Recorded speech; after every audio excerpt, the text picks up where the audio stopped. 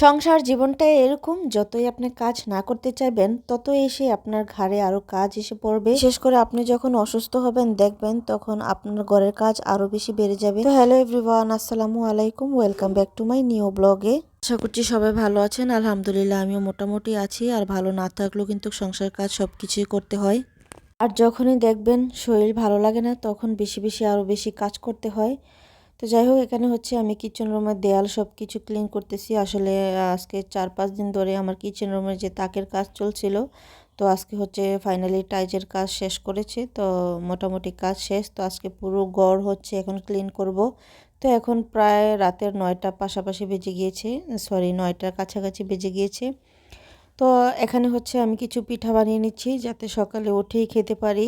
কিছু ভাপা পিঠা বানিয়েছিলাম, তো ভাপা পিঠা বানানোর পর আর ধৈর্য ছিল না যে বাকিগুলা বানাবো। তো এগুলো হচ্ছে একটু গুড় দিয়ে নারকেল দিয়ে গুলিয়ে রেখেছিলাম, অনেকক্ষণ প্রায় রেস্টে রেখে দিয়েছিলাম। তো এখন বানিয়ে হচ্ছে দেন আমি রুম মুছতে, রুম ক্লিন করব। তো দেখতে পাচ্ছেন এখানে প্রায় 8টা 43, মানে প্রায় 9টা বেজে গিয়েছে। আমি রাত থেকে ভিডিও ক্লিপটা নিয়েছি যাতে হচ্ছে পুরো দিনের ভিডিওটা আপনাদের সাথে শেয়ার করতে পারি। আর রাতের বেলা হচ্ছে প্রায় 7টার দিকে আমার বাসা থেকে মিস্ত্রি চলে গিয়েছে। তো বাসাটা একদম ক্লিন করে ফেলছি, ফার্নিচারগুলো মুছে হচ্ছে বেডশিটগুলো ধুয়ে দিয়েছি।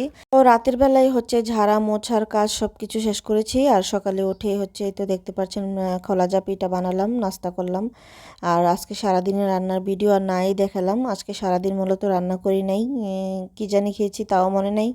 তো যাই হোক, এটা হচ্ছে আজকে ভয়েস দিচ্ছি, বাট 2-1 দিন আগে ভিডিওটা করা ছিল। তো এই তো এখানে দেখতে পাচ্ছেন একটু আমিন সেন্টার আসছি, আমার বাসা থেকে প্রায় 2 মিনিট লাগে হেঁটে আসলে। তো এই তো আসলাম এখানে। এখানে আসছি মূলত আমার ছেলের জন্য একটু জুতা কেনার জন্য, আর বাসায় রাফ ইউজ করার জন্য জুতা আর কি। তো যাই হোক, এখানে আমার মেয়ের জন্য শুধু কিনেছি, আমার ছেলের জুতা পছন্দ হয়নি, সবগুলো ভারী ভারী জুতা। তো এখান থেকে হচ্ছে আসলাম একটু বাঙালিয়ানা, মানে যে ইস্পাহানি মোড়ের কাছে যে বাঙালিয়ানা একটা রেস্টুরেন্ট আছে ওখানে। তো এখানে কিন্তু আমার থার্ড টাইম, মানে তৃতীয়বারের মতো আসা। তো দ্বিতীয়বার আসছিলাম আমার হাজব্যান্ডের সাথে, তো এখন থার্ড টাইম আসলাম আমি নিজে। ভেবেছিলাম হয়তো রান্নার কোয়ালিটি হয়তো বা চেঞ্জ হবে, বাট একটুও চেঞ্জ হয় নাই। গ্রিলটার মধ্যে এত মানে গ্রিলের কোনো টেস্টে নেই, কোনো মশলা নাই, একদম সাদাসিধে মনে হয় যে লবণ দিয়ে মাখিয়ে রাখছে। বাট দেখতে কিন্তু সুন্দর লাগতেছে। বাট নান রুটিটা আর হচ্ছে যে বাটার নানটা আর হচ্ছে ও সালাডটা ভালো ছিল। আর ওইটা গ্রিলটা একদম ভালো ছিল না টেস্টটা। তো আমার কিন্তু আমার হাজব্যান্ডে 2-1 বার ফুড পান্ডা থেকে অর্ডার করেছিল তরকারি, গরু মাংস, তারপর ভাত। আমরা যখন বাড়ি থেকে আসছিলাম তখন অর্ডার দিয়ে হচ্ছে বাসায় খেয়েছিলাম, একদমই বাজে রান্নার কোয়ালিটি।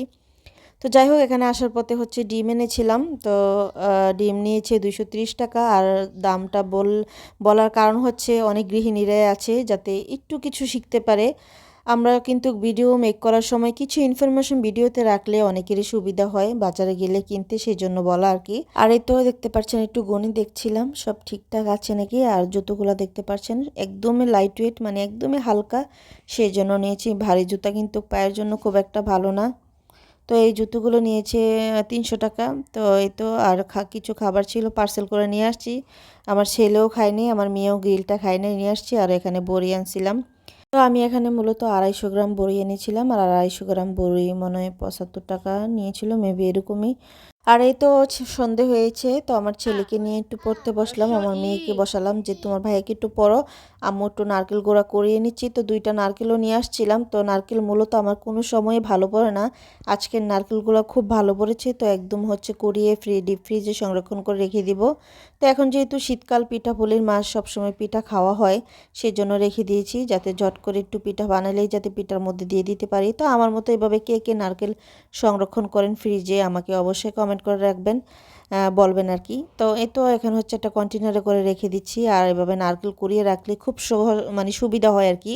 যখন একটু সেমাই রান্না করলেন, একটু পায়েস রান্না করলেন, একটু দিতে পারলেন, একটু পিঠাপুলি বানালেন, একটু চট করে দেওয়া যায় একদমই সহজ উপায়ে।